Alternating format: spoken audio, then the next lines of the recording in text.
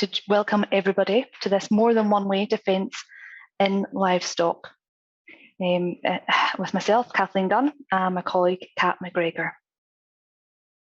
We're going to hear from 4 different speakers tonight, but if you anytime you have any questions on your computer or on your mobile device, you should see a little chat function box. And in there, you can type questions. You can either type as we go along this evening, or you can wait towards the end. But please feel free to enter questions as we go, and we can put them to our speakers towards the end of the meeting, or at the end of the meeting. So tonight we'll hear from 4 speakers, all to do with fencing in 3 different ways. We're going to start with the start from small and go up to larger scale parcels or fields. First of all, we hear from Stephen from Gallagher. Then we'll hear from Geoff at McVeigh Parker. Then from Rachel at Nofence, and then Malcolm from SAC Consulting, who's done some work looking at using Nofence as a technology. And then we'll round up tonight's meeting with a Q&A. So as I say, and we'll hear from Stephen. Hi there, everybody. I'm Stephen from Gallagher. I'm just getting my screen up. Screen, which is Gallagher and Grazing, a perfect partner. So today I'm just going to briefly talk about strip and rotational grazing. I'm sure you're all aware of what that is, but I will tell you exactly what it is, why do farmers do it, how does electric fencing help, and then more aside from how does Gallagher come into it, what tools do you need, what type of fencing for what animals, and what energizers are best. So what's the difference between strip and rotational grazing? Strip grazing involves utilising a movable electric fence to allot enough forage for a short time period and then moving the fence forward, providing a new allocation of forage. And you've got your back fencing is also required to prevent overgrazing and soil damage. Now, rotational grazing is basically the same, just going around on block grazing, as it's called as well. This is a system where a large pasture is divided into smaller paddocks, allowing livestock to be moved from one paddock to the other very easily. Using this method, cattle and sheep are concentrated on a smaller area of the pasture for a few days, then moved to another section of pasture. Now, why do farmers do this? So there's a couple of things in here. It really helps to optimize grass consumption and helps to grow the grass grow at a rate for its healthy and a productive rate. It helps trample surplus pasture back into the soil, subsequently recycles nutrients and carbon back into the land. You'll hear a lot about carbon in today's strip grazing. Gives it a rest period following grazing, allows it to rebuild of plant function and health through natural land regeneration. Also gives animals access to clean, uncontaminated, fresh pasturage on a regular basis. And one of the good things as well is the dung is evenly spread across the pasture and trampled in by the hoof. Now, how does Gallagher come into it? Actually, when you think of strip grazing, these 2 pictures really speak words. It shows you exactly how effective it really is before they move on to the next allotment. So what tools do we need? Now, we would see you start off a geared reel. Now, this is equipped with an accelerator mechanism, so the drum rotates 3 times faster compared to a standard reel for fast spooling. Poly wire, there is loads of different ranges of poly wire. We would say are 9 strand. So this has got 6 stainless steel wires and 3 light metal wires. It conducts 40 times better than a standard plastic wire and is 50% stronger. You've got your posts and termination posts. So we would say, well, I'll show you differences later on between your ring top posts for your single line, your multi-stranded ring top, or your standard plastic post. I'm sure every single farmer's got on their field for your 3 to 4 line system. We've got a deer system as well. It's not going to do anything without an energizer. I'll talk later on about mains, solar, battery, and is your energizer large enough to cover the area? And finally, it's not complete without the earthing rod. Without a proper earthing system, your energizer just will not perform. So what type of fencing and for what animals? So for cattle, we would say your ring top posts. It's that orange post is very good with a head that won't wear through. It's got a strong foot plate as well that won't bend under pressure, and a design that reduces tangling. This post combines more strength with less frustration. So it's just your single line plot there. Now, this is something that a lot of people have maybe not come across. If you've ever got time, go on YouTube, just put in Gallagher tumble wheel. Now, what does this do? It enables you to quickly and easily roll a fence line to a new position. Now, everything is live except the two legs that are touching the ground. So if the beasts do move up to it, they'll get a shock off the posts. Now, it's about 80 centimetres high, and again, it's just a single-stranded fence. It's got a unique centre to the hub, which maintains power while the fence is being moved. So you just pick up the end of it, the reel, and you literally just drag the full fence along with you. So you almost sort of can put it in diagonally and then diagonally from the other side. So again, it's a cracking piece of equipment. Go on YouTube, have a look at it. Now, moving on to sheep. I'm sure all of you would have seen the standard triple gear reel system. You'll see on the right-hand side there, 3 good geared reels with polywire on it. Oh, that's got tape. On the left-hand side, you'll see we've got a ring top post, but it's got the 3 wires below it, and an energizer, and it's as simple as that. 3 lines, your geared reels, and an energizer. Now, again, this is another piece of equipment a lot of people haven't really seen. This is good for sheep and small ponies, weirdly enough. It's called the Smart Fence. Now, what's good about this? It's a revolutionary all-in-one 4-wire, 100-metre, fully portable instant fence. So it's got 9 posts in it. You literally just anchor it in one side and just pull it out. It's very quick and easy to assemble and easy to carry and store away. And it can be connected to any energizer for instant electric fence protection. So you'll see there, we've got the solar energizer. It's clicked onto one line, but that one line's connected to all 4 lines. The advantages, I say, it's just very easy. You pull it out, but it is only 100 meters. Now, we do recently, in the last couple of years, I've got heavily involved in the deer industry. Now, they are also looking to do a bit of strip grazing. So here we've got the 5-line system. A lot of the farmers, usually deer, have got a 6 or 8 full-time system, but for strip grazing, we use on the left-hand side, it's quite a floppy post. And you'll see on the right-hand side, it's got spring insulators. It's very quick and very easy. And as long as you've got good tensioning on each side, it's actually very effective, as we've trialed in quite a few different deer farms. Now, energizers. Now, we'd always say if you have access to mains, always use mains. Strip grazing where possible, it's good to have an external permanent fencing infrastructure, and the mains energizers are the top choice.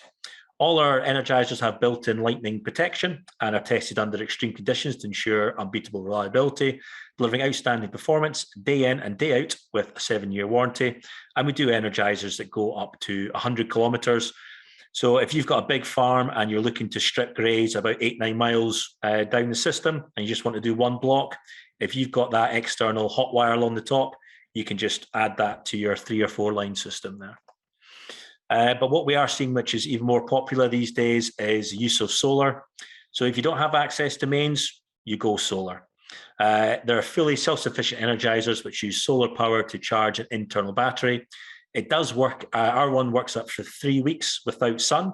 So what it does, it just slows the pulse down. And as soon as the daylight hits it, so it's not the sunlight, it's just daylight or UV, that then puts it back up to full capacity. And it does go through the harshest winters. We've got one in Shetland, one in Lewis. So they have been put through it. So they're super tough.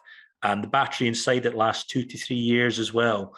So you basically have it pointing south, switch it on, and Bob's your uncle. You don't need to worry about the batteries only lasting 6 to 8 weeks. But we do have the old trusty 9 and 12 volts battery energizers. A lot of people still use them a lot. They're very good for strip grazing and temporary fencing or setting up electric fencing where there is unreliable or no mains power. Then the battery energizer system is a good choice. They do go up to 70 kilometers. We have dual powered, we have mains battery energizers in there, right the way down to your 0.2 joule BA20 there, which you just chuck in a battery, leave it on full time, lasts about 6 to 8 weeks, and you just connect up to your fence and you're off and running.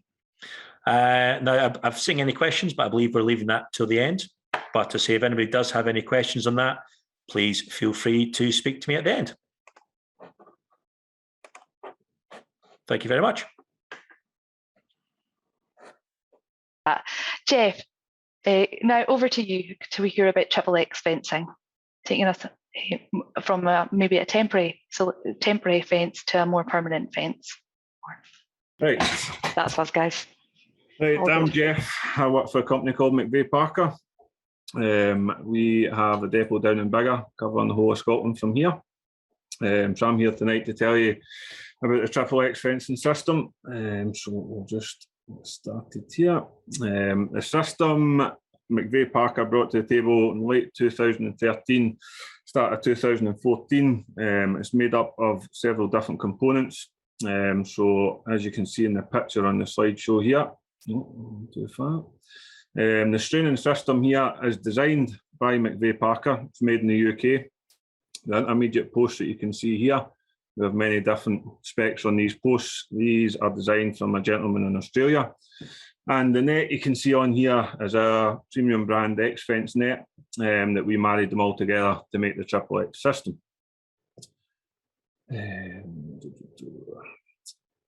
So how it works is basically the XXX fence system eliminates any need for timber on your, it's usually the timber that lets the fence down.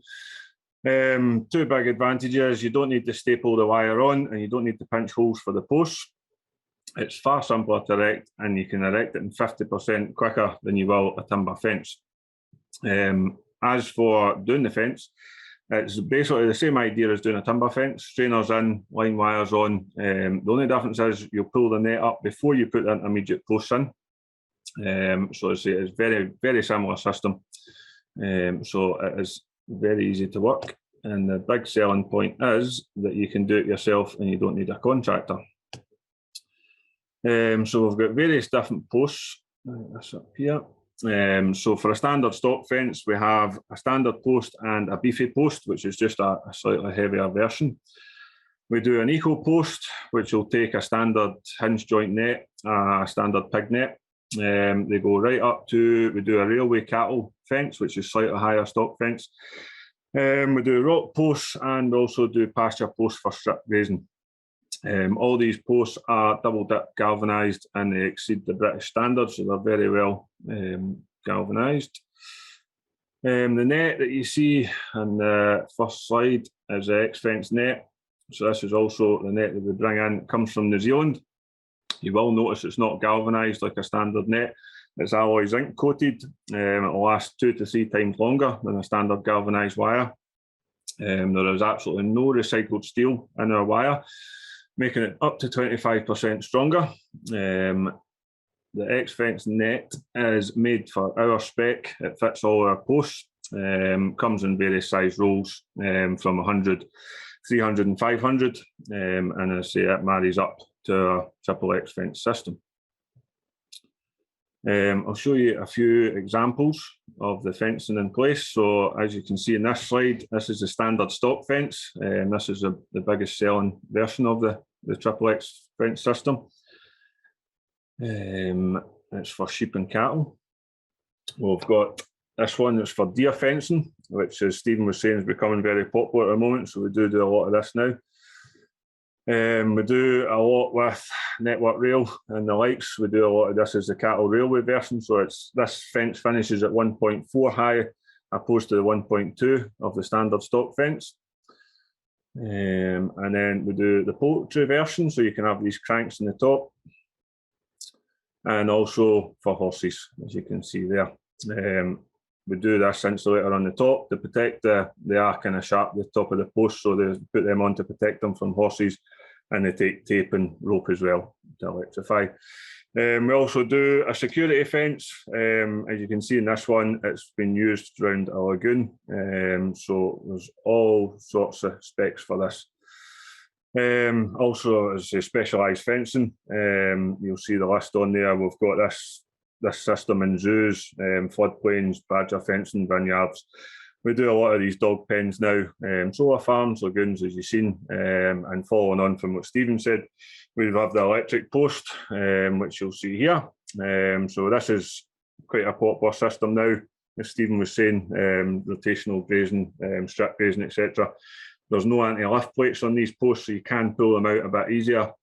Come with 4 lines, and they marry up. McVeigh Parker is one of Gallagher's biggest distributors, so the two tie in hand. Right, as you'll see on this one, it's won many awards from 2 biggest ones at the Highland Show, following through from the Welsh and the Yorkshire Show. Costs and savings. This is the one that most people are interested in. So going on a basic timber fence using class 4 timber, which is generally a 15-year desired lifespan. So again, strainer stakes, we've went with a lamb-friendly net, high tensile wire, high tensile barb. On a 1,000-metre kit, you're going to be looking about £3.50 a metre, and then you'll see the Clip X. This is a Triple X system coming up. Basically the same setup. Obviously, it's all metal. We're using the X fence net, and our line wire and our barb is also alloy zinc coated. So it really is the top of the range fence, but you're getting 30+ years lifespan out of the Triple X system. And as you see, it's coming in there at £4.50. So there's not a massive extra cost involved, considering it's going to last double the time. So as I say, we can talk about that a bit later on. A few of the people we have worked with in the past, as you can see on there. And there's also case studies. If you want to go on, if you would rather look at some of the case studies in your own time, you can go onto our website. They're all on there. We've done interviews with the customers, etc. All their opinions and everything's on there. So it's all there for you to see. So I'd just like to thank you for listening to me. And I say, same as Stephen, any questions, I'll be more than happy to answer them at the end.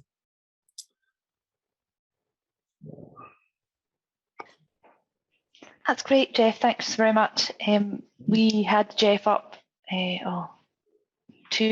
was over 2 years ago now. It was before COVID, at a monitor farm meeting, and we've seen the fence in action. It was certainly looked really good, and the farmer in question was really impressed with the system. Now we'll move on to Rachel, who from Nofence. I'll ask Rachel to come on. And now, sounds a bit strange having this at how to fence your livestock in, but Rachel will tell us all, I'm sure. We'll show her great presentation. Well, bear with me. Can you enable my screen sharing? So we will talk about Nofence. So those of you that don't know, Nofence is a virtual fence for livestock. So at the moment we have collars available for cattle, sheep and goats.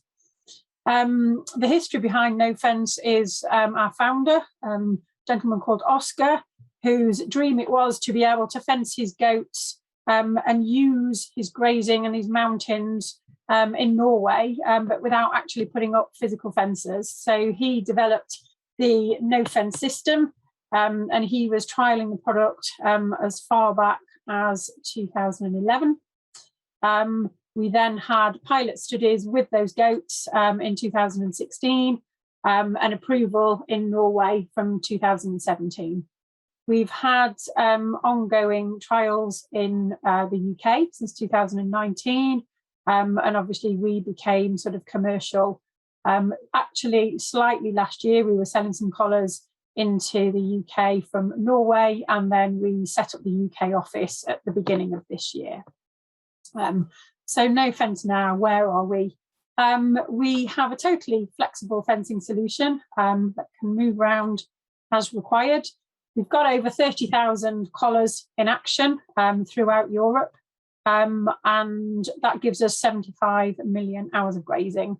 So we've got collars in a variety of countries now, and we have a growing body of research institutions that are using the collars throughout the world. back one. So this is just a quick picture of where the collars are throughout Europe. So obviously you can see Norway there has a lot of collars. Each of the icons is a location rather than just a collar. So each of those icons is a location. If we look at the UK itself, so we've now got over 4,000 cattle collars out there in action, 800 sheep and goat, and that's across 163 sites to date. And that is literally changing all the time at the moment. The majority of those are currently cattle collars, and across customers doing conservational grazing, commercial farming, using the system to do managed rotational mob grazing, and sort of being able to make use of the upland grazing or the common land that's available. So how does Nofence work? So Nofence requires a GPS signal. So we communicate with the GPS satellites, and it also requires a 2G mobile phone network to be able to work. All animals need to wear collars. Sorry, all adult animals need to wear the collars. We have a training period, which I'll talk to you about in a little bit. And it's about getting a good pasture design as well to really make the system work for you. So the normal situation is the animal wears a collar. As that animal approaches where the boundary has been set up, the collar makes an audio warning on which that animal learns to turn round on. If they pass through that audio warning, they do then receive an electric pulse. So this is just a bit of a representation. Those hexagons are where the audio warning would start, and the dotted lines give you a zone to where the electric fence would be. And you can see on that picture that animal has started to turn around on the audio signal. Should an animal keep moving through the fence, then you do get an escape situation. So the audio warnings and pulses, that happens 3 times. If the animal has kept moving through there, that animal is then classed as escaped, and you would get a notification on the app on your phone to tell you that animal has escaped. And you can still track the location of that animal by tracking the location of that collar. The clever thing about the Nofence collars is these collars know whether they are inside their pasture boundary or whether they're outside their pasture boundary. And should an animal have escaped, that animal can return to the pasture and return to the herd without receiving any audio warnings or any pulses on its way back into the pasture. So here you can see some images of what that looks like in the app on the mobile phone.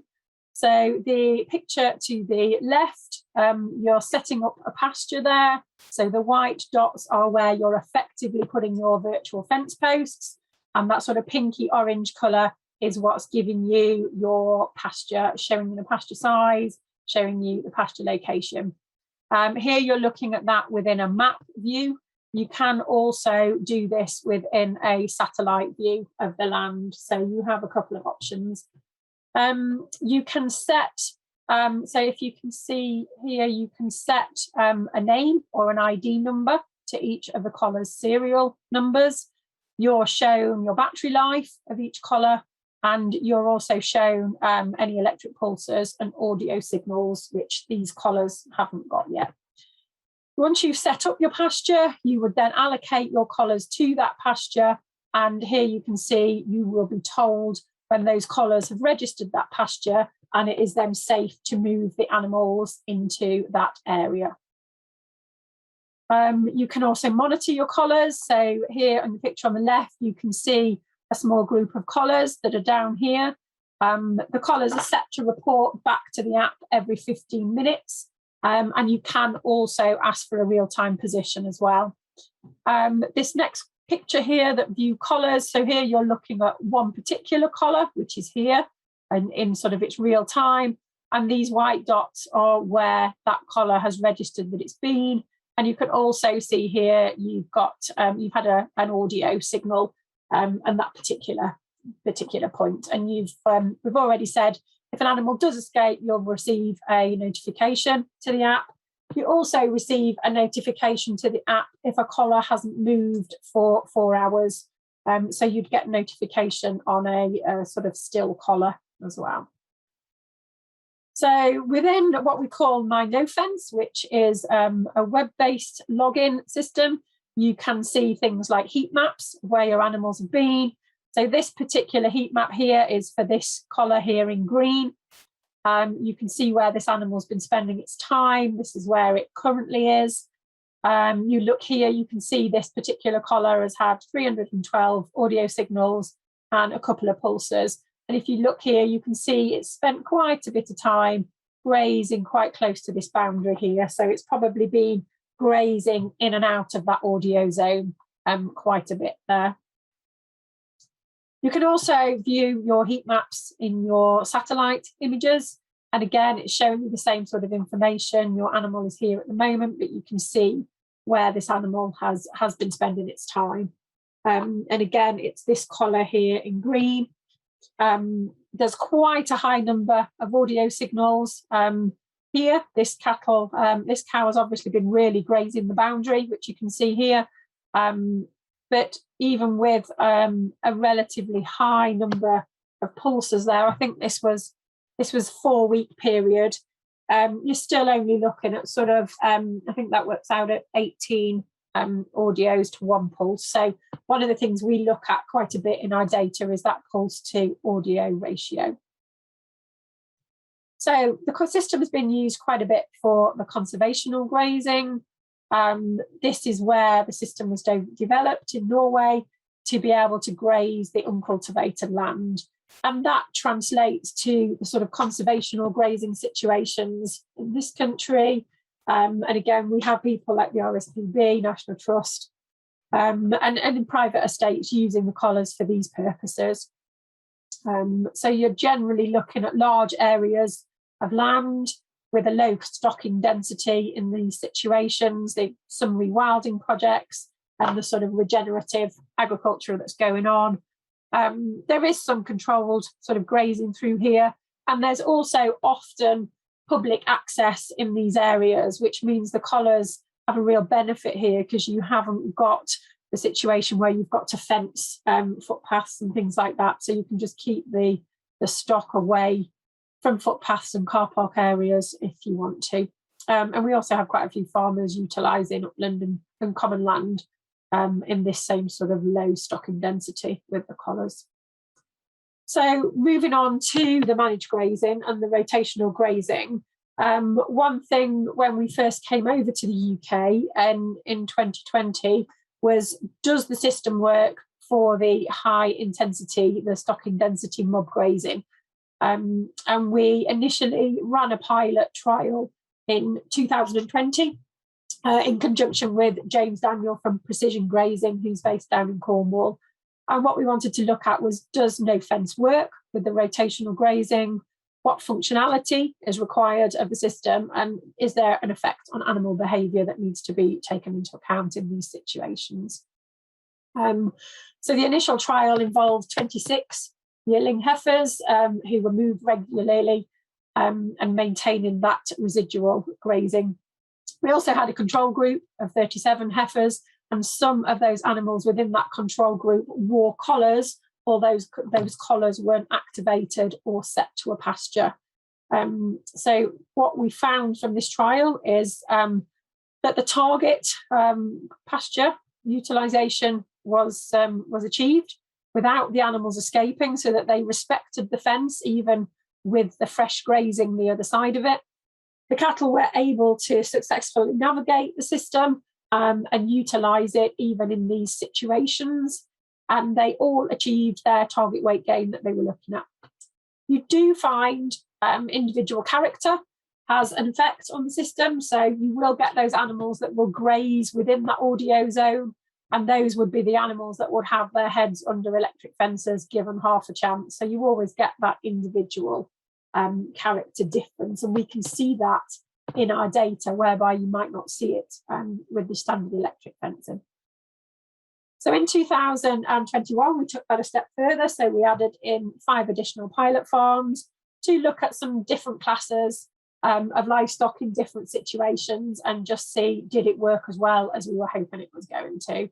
And the answer is sort of definitely yes there. We had spring calving beef herd, adopting a more intensive rotational grazing system, looking at beef young stock and excluding a river within that without the need for setting up physical fencing, looking at how the system can work on tenanted farms where maybe you don't want to put investment into permanent fencing systems, and how we can use the system for the mob grazing through the herbal lays, utilising something like Nofence in those situations is easier than potentially putting up an electric fence through those areas.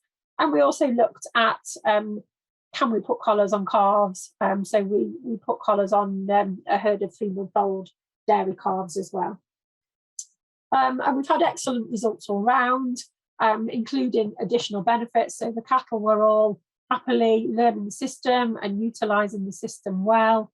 The introduction of rotational grazing in the farm that were initially took the system on to be able to fence the river. They were getting their stock off farm 2 months earlier.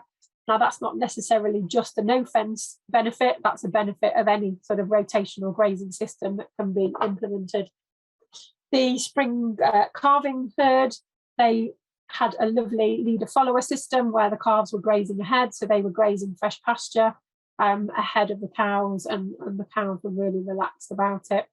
The young calves learnt the system just as well as the adults, and the system was used for moving between blocks of land as well, so creating channels.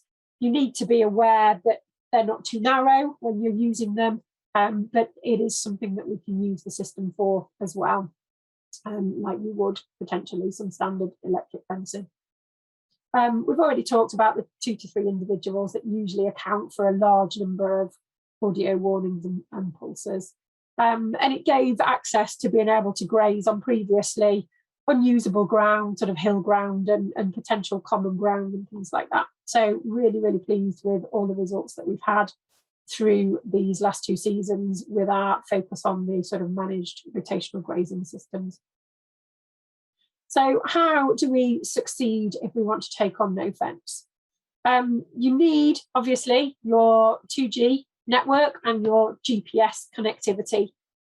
The boundaries are maintained via the GPS, so you don't need your mobile network for that, but you need your mobile network for communication with your collars. The collars will work and pick up either O2, EE, or Vodafone, regardless of what system what network your own mobile phone's on.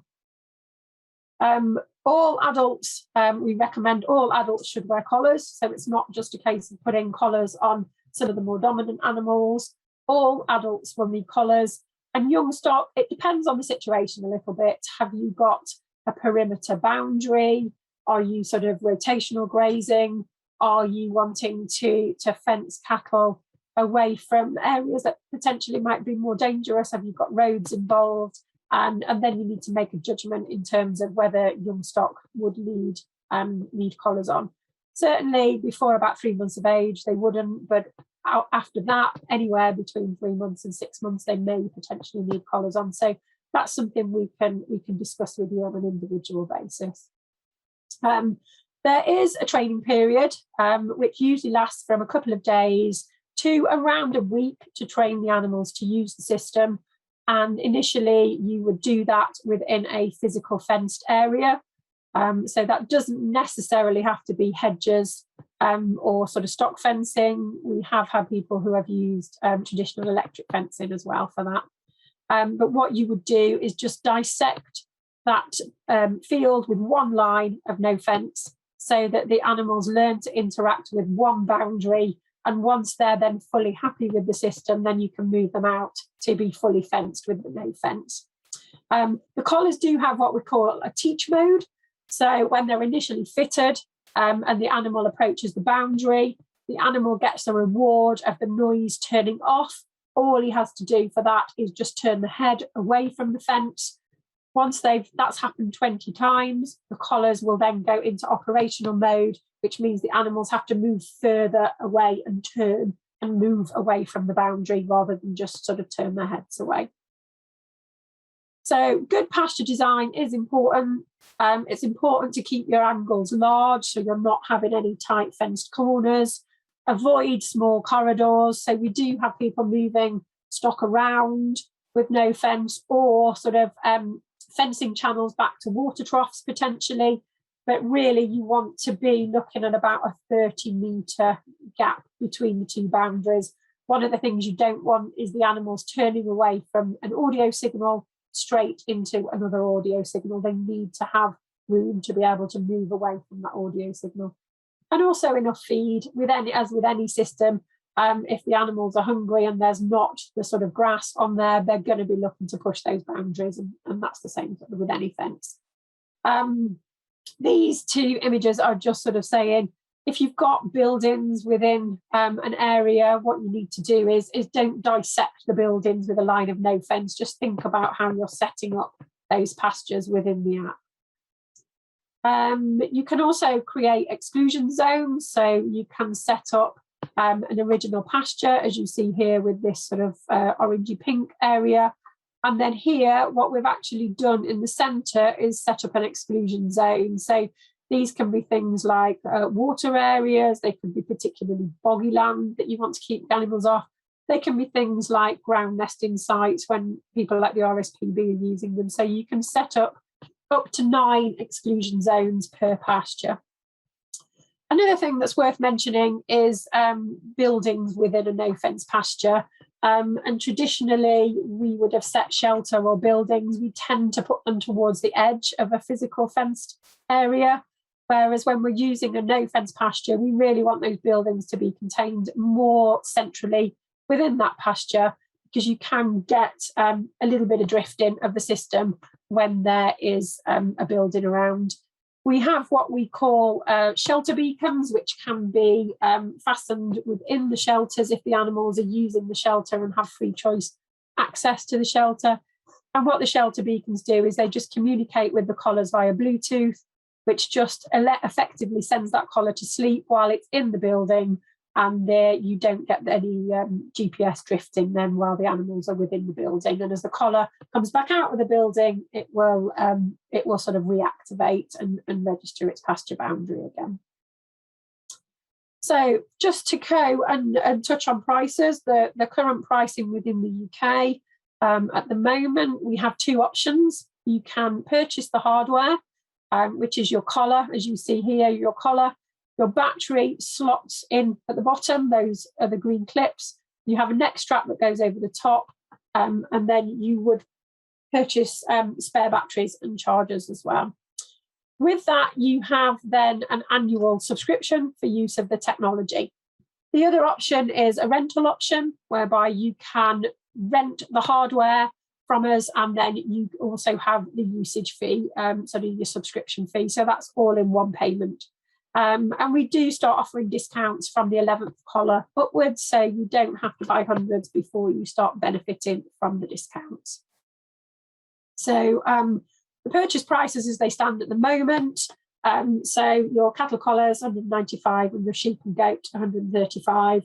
You do then have the batteries to purchase in top of that, and then spare batteries and chargers. And if you wanted the shelter beacons, you can have the shelter beacons as well. So these are the UK prices.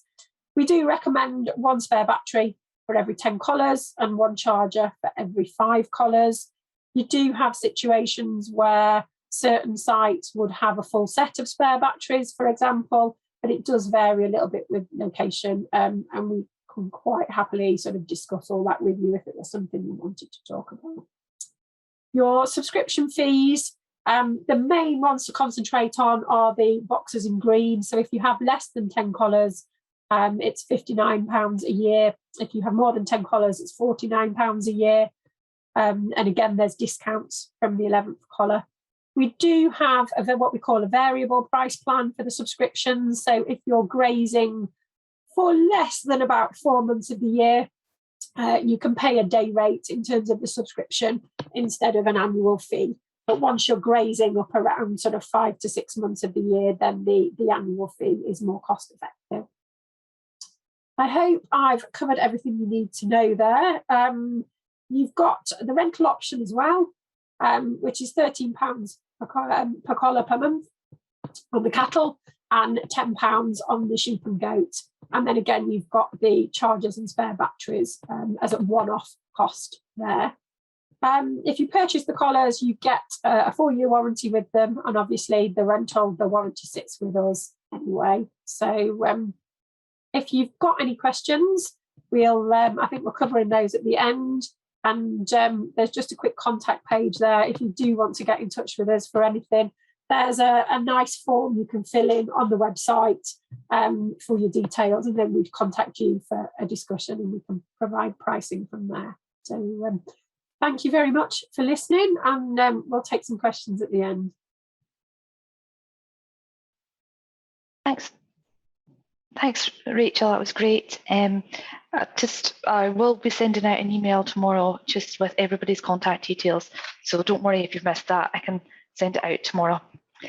We'll now hear from Malcolm. Malcolm led a project looking into virtual fencing. So it's just to give us a wee bit of background about the project and the findings from the project. Malcolm.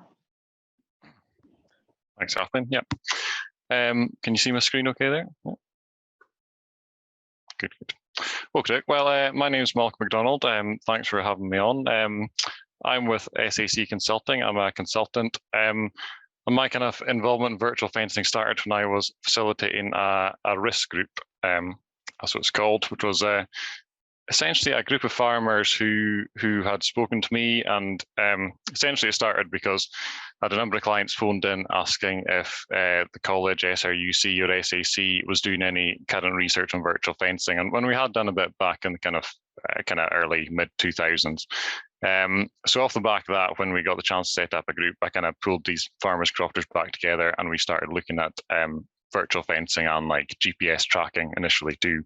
So that was back in late 2019. We kind of got started with the group. And we had seven farmers and crofters in the group with a fair spread of situations, all upland, hill upland cattle farmers or crofters, and who all had kind of an interest and a bit of a need for something like virtual fencing. Long story short, we had planned to, the initial setup was going to be the research, SRUC's research farm at Kirkton was going to purchase some collars from Nofence. I would add as well, this is all Nofence collars we have used. But due to COVID and other delays out with our control, and kind of early 2020, we decided the farmers decided to purchase from Nofence themselves if they could. So we spoke to Nofence, and I think I'm safe to say that the farmers in the group were the first commercial farmers to use the Nofence collars in Scotland. I think other groups at SPB, Rachel probably knows better than me, had been using them before, but these were the first commercial people to be using them. So we got access, or the farmers got access to collars a little ahead of commercial release in 2020. And this is just a few pictures. Rachel's already had plenty of pictures, but this is just showing them. This is one of our farms in the group. This is Corrymony Farm outside Drumnadrochit in the Highlands. So that's them on the Girvins cattle there. Just showing them out on the hill. The title of the group was Virtual Fencing and Hill Cattle as well. So the idea was to look at virtual fencing and how it could assist extensive hill farming setups as well. Although, of course, some of the farmers did use on their in-buy and kind of more improved ground as well. So Rachel's described exactly how it works very well, so I won't go into that. Of course, there's no need. So I just thought I'd skip ahead to our thoughts and conclusions after using the collars for this kind of season in 2020. Very positive. I mean, the first takeaway is that they really do work very well. The cows, once they get used to collars, they really respond to it. They don't break out very often at all, to be honest. And all the farmers have said most of the time when a cow breaks out, by the time they've had an alert on their phone and gone to check again, the cow's gone back in. So they really respond to it well. Like, it's once they're had their training period and they're conditioned, it's not something that's a problem. another key concern there was battery life. When we were looking at buying the collars, that came up quite a few times. A key concern of the farmers, were they going to have to be taking their cows in off the hill, maybe, you know, a handful of times in the season to charge batteries or replace batteries? But they've really worked very well. The solar panels on the side, that's the whole side of the collar unit is a solar panel. I think I'm correct in saying, and it really, in kind of long summer days, it keeps the battery topped up effectively. They usually seem to sit between 90 and 100%. Is what the farmers have reported to me. As we get into the winter, that's a bit more challenging with shorter days. The battery life is winding down. In the kind of 2020-21 winter, some of the farmers had their cows out with the collars well into December, I think, and I think the battery was dropping to maybe 30% by then, or sometimes a bit less. Of course, it depends on how many pulses or, you know, noises that the collars make. So battery life was very promising, and for a standard summer grazing, it doesn't look like you'd necessarily have to replace batteries too often at all. One slight challenge, as Rachel stated, was the 2G mobile connection. One of the farmers was struggling for his 2G connection. There was a 4G mast very near his farm. You would think if you've got 4G, you'll have 2G, but it's not always the case, apparently. So some discussions we had, I think Nofence were maybe looking at putting 4G connection onto their newer collars, which would help the coverage as well. That's something to be aware of anyway. But even, of course, without reception, the collars still run off the GPS and they still work. You're just not getting the updated information back to your app. So, I mean, the main takeaway was that they did work very well as a virtual fencing system. They did what they were sold us, which was really encouraging, what the farmers were looking for. Collars do fall off occasionally, whether the cows get them off over their heads or they manage to get the clips on the side off. Generally not too big a problem, because of course you've got a GPS in each collar unit, so you can go and find it. But something to be aware of. The farmers also reported some of the cows didn't like having the collars on initially for the first few days. Some of them were a bit wound up at having the collars around their neck, but once they settled down, they were generally fine with it too. And encouragingly, those cows who then had the collars off all winter, and when they went to put them back on this spring in 2021, those cows remembered fine and were quite happy. So that's that's fine. After a fair bit of discussion with the group after running the collars for a while, on a commercial setup, if you've already got quite good fencing, they felt it was still a little too expensive right now to be investing too much or investing in too many collars. We had a couple of the group members had very little in the way of fencing. Some of them were quite large open hills, which would be very expensive to fence traditionally. It would be, you know, tens of miles of fences to put even just a boundary fence around them. So for them, those kind of couple in the group were it seemed like less of an expense, I suppose. And the nice thing about buying collars is that it scales with your cows. Instead of having to put out the money to build all the fences in your first few years, you can just scale up. So in those situations, that's where it was a lot more attractive, I think. Definitely. Some of these kind of unfenced hills that the farmers had, where, you know, the cows sometimes do stay in these large parcels, but occasionally they do kind of wander off as well into neighbouring land. So when there was none of these fenced in, those large areas of potentially boggy or steep, inaccessible land, that's as Rachel said, where it was a situation if the land was very difficult to graze or manage, the collars do make that possible sometimes, and it was that was one of the biggest benefits. A bit of a question mark there to lifetime of the collars. It's good to hear there's a 4-year warranty. That's certainly encouraging. I mean, the upfront cost of collars is quite a lot, and if they last 10 years, then maybe that looks quite cheap. And it's good to know they've got a 4-year warranty now, I suppose. So if they last 5 years, so they might still look quite expensive. But again, if they last longer, obviously they're going to get cheaper, which that was another concern for the farmers going into it when they were, you know, putting out that money up front. You know, most traditional fencing, we have a fair idea how long it lasts, but new technology like this is a bit more unknown. So that's something which kind of remains to be seen, I suppose. And I put in conservation grazing there as well. right now, that's like one of the members of the group is using it for conservation grazing. And when there's something like that, whether there's some kind of scheme to add a bit more money into the system, or if it's like an RSPB situation, there's usually a bit less commercial pressures. That is one of the real, or the best places for this type of thing, I think. And also in the conservation grazing, the collars give you flexibility and also tracking as well, so you can see where the cows are going and what they're doing, and keep them out of certain areas, which is, you know, would be very difficult to do with traditional fencing. Future and potential. I suppose this has been done now, rotational grazing. Some of the group members have done bits and pieces of rotational grazing, not on any of the scale that Nofence have done, so that's quite encouraging to hear that's going well as well. Kind of in the 2020 season, the feeling was that it potentially would work quite well. The one worry was that the cows with the noise, they wouldn't graze hard up to a boundary, but they do seem to graze quite close to the boundary, which is encouraging. If you're doing a really tight rotational grazing system, you wouldn't really want long fuzzy edges, if you know what I mean. So it does seem to work quite well for that as well. Other kind of hopefully potential applications for collars, whether that's Nofence or other kind of collars, would be kind of taking a bit further and looking at kind of virtual herding or virtual gathering, as in using the collars to kind of maybe pull in your virtual field and gather them back off an open hill or a large parcel, and just and you know, use it a bit more or less as a fencing tool, more like a real-time management tool. I think that could be done. I don't see why not. I think it would have to be done carefully to make sure the kind of animal behaviour backs it up or is okay with it. But I think it can be done. And the other thing, heat detection, health monitoring. I mean, my understanding of technology in the college is there's the pedometer and the GPS. In particular, two things which, with the right software, could probably give you information on things like heat detection, you know, cows bulling, or lameness, or kind of any of these issues. And if the kind of the fencing aspect can be, or if it can be enhanced a bit more to be a kind of a health tracking tool as well as a fencing tool, then that can really could really add more value to it as well.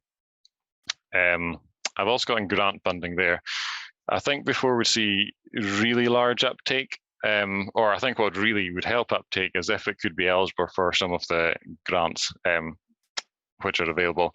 I've got this time last year we had the SACG grant or the ATB grant. I don't see why something like a virtual fencing collar couldn't be eligible for that kind of funding. I think it was 50% funding. So, you know, if you get 50% of your purchase cost, I think that would make a very big difference, and would see it kind of take off a lot more. We just heard today that the Agri-Environment Climate Scheme is going ahead for 3 rounds, another 3 rounds into 2023, that'll be year 24. For those of you who may have applied, you know, there is often funding for fencing provided through these schemes. And again, I don't see why, and that's for conservation schemes, conservation grazing, I don't see why, logically, why that funding couldn't be applied to a virtual fencing collar as well. So again, that would make a difference. And I put in CAGs there as well. It's a bit anecdotal, but I did see on Twitter that somebody had applied for a Nofence collar for CAGs funding. CAGs is the crofting agricultural grant scheme. And I certainly know heat detection technology is eligible as CAGs. So in a similar vein, I think virtual fencing would be too. Rachel may have heard if people have received any funding in that regard. But so again, I mean, that would be a 60% grant, for instance, as well, which would make it a lot more. It would make a cost is slightly too high, the farmers felt. So if there's grant funding, that would make a big difference. And as time goes on, I think the cost would reduce as we get a bit more competition into the market as well. Of course, I understand. I don't think Nofence is unreasonably priced, but I just think as time goes on, all these things would get cheaper. And just talking about, we did use Nofence collars. Those were the only ones available, and I think still the only ones available in the UK. Across the world, there is a few other companies which are have got collars which are, if not been sold commercially, very close to it. The one on the top left there, the E-Shepherd, the Algersons ones. Algersons, I think, are now partly owned by Gallagher, so maybe Stephen has heard of this as well. They're an Australian company, and I think they are, if not selling commercially in Australia now, they will be very soon. There have been large trials ongoing in Australian farms with these collars for a number of years now. We did contact them when we were running the risk group to see if they would be able to send any collars over, but the message was that they're still very much focusing on the Australian market firstly, and then I think the North American market would be kind of next for them. On the bottom right there is Halter, which is a New Zealand-based company. As you can see from the picture, they're targeting more the dairy industry than the beef and sheep industry. I think it is like I was talking about, although I've heard limited stuff from them, I think they were still in trials when we're doing the risk stuff, and I haven't heard much more since. They were quite cagey about the total functionality, but it seemed like they were aiming for like a heat detection, health monitoring, and potentially a virtual herding aspect as well. And again, with dairy cows, I think that'd be easier done than beef cows. I think the concept would be that you could be when you wanted to get the cows back into the parlour for milking, you could just press a button on your phone and it would happen just through the virtual fencing. But again, that might be, I would imagine, be very expensive since they're aiming at the dairy market. Vence as well, I think that photo is about dated. It is a collar as well. Vence is a North American company. Looks to be quite similar functionality to eShepherd and Nofence, who seem to be at quite large trial stages still, but not quite commercially available yet as well. And again, that'll be a North American company, so I think it'll be the North American market they'll be going for before we see it in Europe or the UK. So I thought I'd better give a bit. We did approach, eShepherd initially, Vence we didn't manage to make any contact with, and Halter neither again. But we did approach those companies when we were running the risk group, but we didn't get much response, apart from Nofence, which, as I've summarised, has functioned very well. So yeah, that's it from me. That's just a summary of my risk group. Perfect, thanks. Malcolm, I'll maybe to start with the first question to you. I think maybe from what you said, I think yes, but can you see these collars being used for a common grazing? Yeah, potentially. I think they could work quite well in the common grazing context. You could, you could split the common grazing up. It gives you so much flexibility. It would be very easy done. One of the risk group members, I think, has been using the collars on his cows on the common grazing. But yeah, it could work very well. I mean, if you could work it out, you could even then have the cows graze together and then kind of pull them back apart if you were, depending how you did it, slowly, of course. Yeah. Kept them close to you, or kept them close to your croft rather than all over the hill.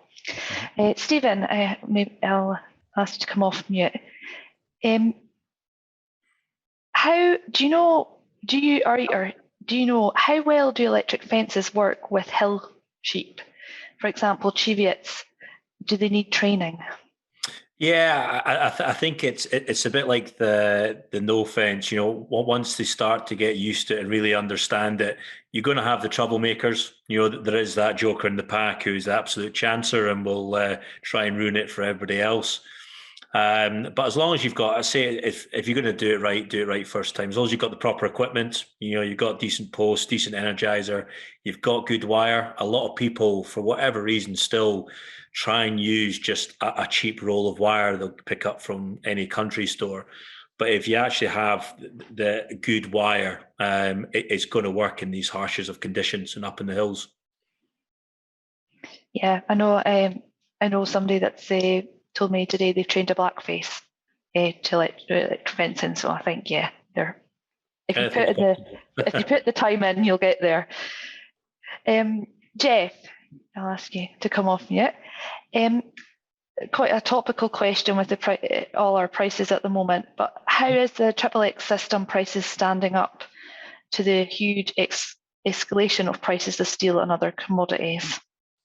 They have indeed increased, the same as everything else. We have found it has stayed in the same path. There's the same price, same price difference as it always has been. Everything has gone up in comparison.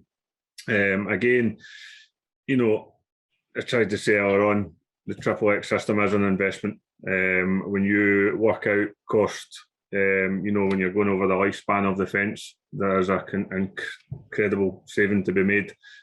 So yeah, the initial outlay is obviously going to be more, but definitely a good investment for the future to save you considerable amount of money, especially the way timber is we do sell a lot of timber as a company, but it is very difficult to get, hence the reason this system is becoming extremely popular at the moment. So yeah, the prices have risen. Of course, anything that's involved in the steel market or industry certainly has, but as I say, so is everything else fencing related. So yeah, it's still on the same par. Mm-hmm. Thanks. Sorry, Geoff, just on the back of that, I've got a question here. You mentioned there was 30 years plus guarantee. Is that a guarantee or warranty that comes with XXX fencing? There is. We do. There is a guarantee in place. It works on a sliding scale. It is on total fence failure. Obviously, as a metal, you know, it's a galvanised product. Anyone that's got a galvanised field gate or anything knows how, you know, they will start to tarnish over time and, you know, they'll dull down. There's nothing wrong with it, it's still functional. So it is on a total failure and it is on a sliding scale. Obviously, depending on where you are in the country, different elements. But again, we have, you know, it's proven in the field, it will outlast timber all day long. So, yeah. Okay, perfect. And do you deliver to the Scottish Islands? We will do our best. We have many different, we cover everything from here, whether it be yourself in our own trucks or whether it's via a courier. So yeah, we can cover everywhere. It's not a problem. Okay, thanks. Rachel, if I could ask you, somebody's asked, can Nofence be used for the protection of trees or hedge planting? It can. It's about how you design your pasture. So you can either set a pasture so that it sits outside, those areas sit outside of the pasture, or you can use those exclusion zones that we talked about to exclude an area of new planting, for example. You wouldn't put it just round one tree, for example, but you would put it round a group of trees if you've done some new tree planting or something. If you were planting a hedge, yes, you can use it in the same way you could use an electric fence to just set that fence inside where the hedge has been planted, and it will work in the same way. Thanks. Stephen, I'll get you this one to you. Can you use electric fence to keep deer out? And this will be wild deer, I imagine. Yeah. Well, I did a project not so long ago in Tarrantsie, on the island of Tarrantsie, just off Harris. They were looking to introduce shrubs and trees in there. So they use it a lot to sort of keep them out. It works as well as keeping them out as keeping them in. Again, if you've got the right stuff in place and the energizer that keeps that going round, be it a solar or mains, it is very good. And say with how easy it is to do the strip grazing or keeping them out using the strip grazing materials, it's pretty cheap and cost effective rather than sort of spending a lot of money on a full-time fence. Mm-hmm. Okay, great, thanks. All right, just trying to keep up with what's been asked. Geoff, how? This is probably not. I could probably guess your answer here, but does XXX fencing work with other wire brands? No. If you're doing a line wire fence, then yes. If you're wanting to put a sheet net or riot net on, the posts are designed to go with the X-Fence net. As I say, we've made it as a system. So unfortunately, the only other post you can use is, as I was saying earlier, we do an eco post. Its main design was to do a line wire fence or replace rotten stakes. So it will take a standard hinge joint net. The biggest problem with going down that route, if you're doing a new fence, you can't get the post spacings. On the XXX system, you've got a minimum spacing of 4 metres. If you use a traditional net, it's not strong enough to do that, so you're back to 2 metres. So the cost of that fence will be more expensive than putting in a brand new XXX system. So yeah, the answer is no, you can't use someone else's net on it, unfortunately. And when installing it, does the protection on the steel posts get damaged when hammering them into the ground, or do you maybe get a special tool We to have help a you do sleeve. that? We have a protection sleeve that goes over it. So yeah, it will obviously metal on metal. There will be a few flakes come off, but the posts are double dip galvanized. So if the top coat comes off, the post's still protected. So it's nothing to worry about. But there is a sleeve that you can get to go over the top. Rachel, on the Nofence, what sort of distance is there across the zones before final escape? Malcolm mentioned about fuzzy edges to a grazing area. How accurate is that? Yeah, you tend not to see the fuzzy edges. They do tend to, because you will get the individuals that will graze in the audio zone. We have got some photos, I didn't put them in the presentation, of fairly clean edges. In between where the audio signal starts and the pulse happens, it depends a little bit on the speed that the animal is moving through as to what that distance is. So if an animal's moving through at speed, then that distance is actually a little bit greater than if the animal is moving through slowly. But from the pulse, from the audio beginning to the pulse happening, it's literally the audio will start, and if the animal doesn't then turn on the audio, then it receives a pulse. So it can be quite a short distance if that animal is fairly stationary. If they just keep moving through, you're probably looking at about 1 metre. And what are the beacons you refer to in the Nofence system? So the beacons are what we call shelter beacons. So they are devices that are put into shelters, and how they work is they communicate with the collars via the Bluetooth system. And what that actually does is it just is a system that just puts the collar to sleep effectively. So the collar, when it's in a building, is then not looking for its GPS signal, and that just prevents any drifting happening that might mean the collar misses its location, and it puts the collar in a location where it actually isn't. So those shelter beacons are just placed within the shelter, and they communicate with the collar on the Bluetooth, and it sort of puts the collar to sleep while the animal is in the building. So does trees or anything affect the GPS accuracy?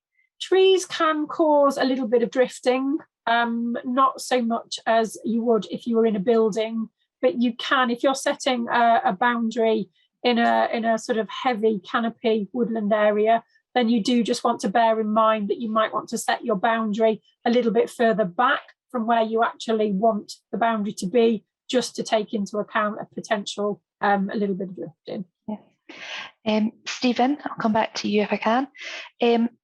How do you connect to a main, or how do you get electric mains fence connected to the mains?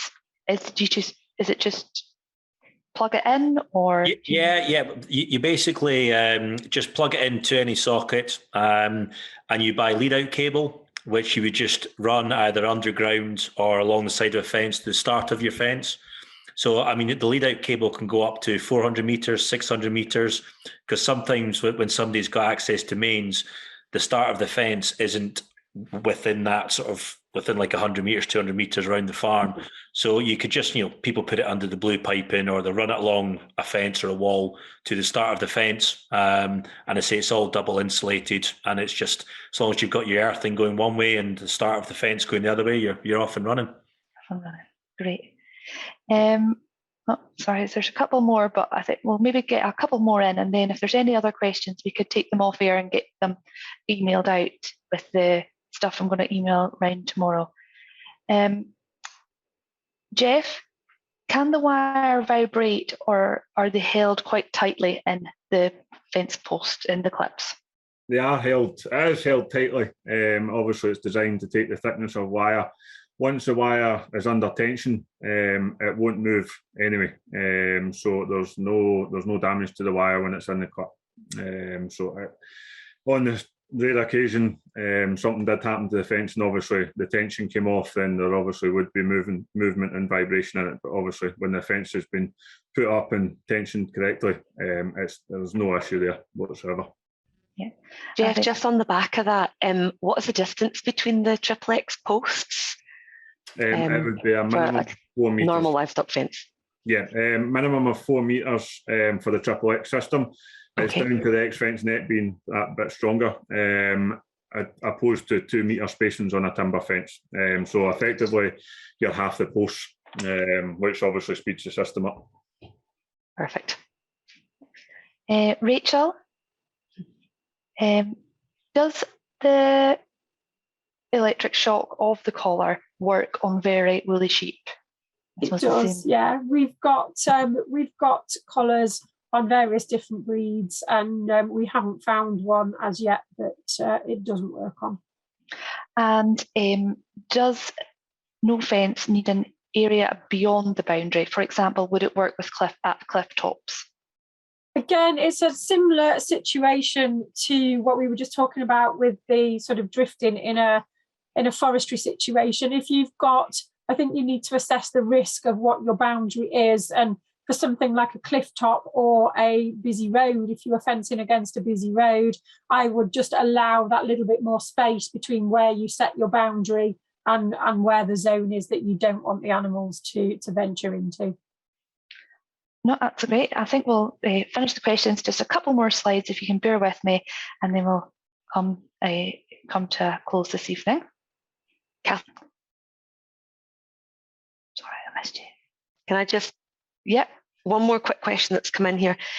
Rachel, what kind of training is offered for people that maybe are not very technical savvy in any shape or form? We've got a sort of startup webinar that we can send links to. We have a full user manual that is sent out with every quote. We also have one dedicated person on the ground in the UK providing technical support. So there's always somebody on the phone that you can talk situations through with. Perfect. Okay. I'm good. That's me, Kathleen. I'm good. There's a couple more questions, but if we need to take them offline, that's fine. I'm just looking at the time. No problem. Yeah. I'd just like to thank everybody for coming along tonight. A big thanks to Rachel, Geoff, Stephen and Malcolm for giving up their evenings and the time they put into their presentations as well, of course.